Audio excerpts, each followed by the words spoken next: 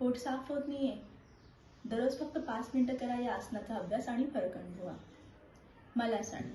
नमस्कार, मी प्रणाली, एक certified yoga trainer. Step fit with प्रणाली या यूट्यूब चॅनलमध्ये तुमचं मनापासून स्वागत। आज आपण मलासन या आसनाबद्दल माहिती पाहणार आहोत।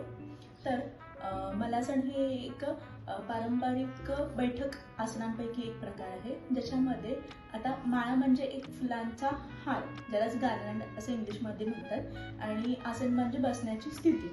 तर यामुळेच याला मलासन असे नाव दिले। इंग्लिशमध्ये यालाच म्हणून गार्लंड पोज असं म्हणतात।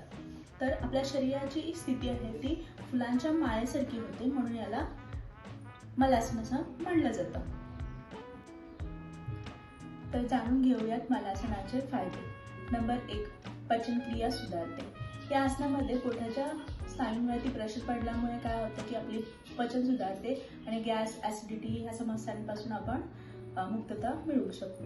नंबर 2, पाठ आणि कंबर मजबूत होते।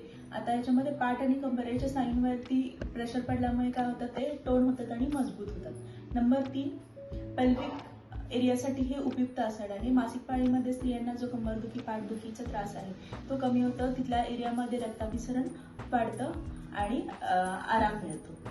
नंबर 4, लवचिकता वाढते शरीराची। आणि नंबर 5 आहे, आपलं मन शांत ठेवते। या आसनामध्ये श्वासावरती लक्ष केंद्रित असल्यामुळे काय होतं, मानसिक तणाव पण कमी होतो आणि मन शांत राहायला मदत होते। भारतीय संस्कृतीमध्ये ह्या आसनामध्ये बसण्याची पद्धत सांगितली गेलेली आहे आणि याच्यामध्ये आपलं शरीराशी आणि साधेपणा आणि शरीराशी आपलं मनाचंही नातं जुळलं जातं, म्हणून ह्या आसनाची खूप पूर्वीपासून प्रचलित आहे। रोज सकाळी उठल्यानंतर तुम्ही मलासनामध्ये बसल्यानंतर तुमचं पोट साफ होण्यासाठी तुम्हाला मदत होऊ शकते। तर जाणून घेऊयात मलासन कसं करायचं। दोन्ही पायांमध्ये अंतर घ्यायचं, आपल्या खांद्याच्या रुंदीपेक्षा थोडंसं जास्त अंतर घ्यायचं आहे। पाय दोन्ही बाहेरच्या साईडला आणि पूर्ण स्क्वॅट मध्ये खाली बसायचं। अशा पद्धतीने दोन्ही हाताची नमस्कार पोज करायची आणि गुडघ्याने थोडंसं कोपराने गुडघ्याला थोडंसं बाहेरच्या बाजूला ढकलायचं आहे। नजर समोर, पाठीचा कणा ताठ आणि श्वासावरती लक्ष द्यायचं। श्वास सामान्य ठेवूया। या आसनामध्ये 15 ते 20 सेकंद सुरुवातीला बसा, नंतर हळूहळू वाढवा। 5 मिनिटं बसू शकता। परत हात साईडला घ्यायचे आणि हळूवार श्वास सोडत वरती घ्यायचा, रिलॅक्स व्हायचं। तर हे आसन कोणी करू नये, ज्यांना कंबरदुखी, पाठदुखीचा, गुडघेदुखीचा प्रचंड त्रास होत असेल तर त्यांनी करू नये। आणि थोडंसं 2-3 महिन्यापूर्वी एखादं ऑपरेशन झालं असेल त्या एरियामध्ये तर त्यांनी हे आसन करू नये। डॉक्टरांच्या सल्ल्याने तुम्ही हे आसन करू शकता।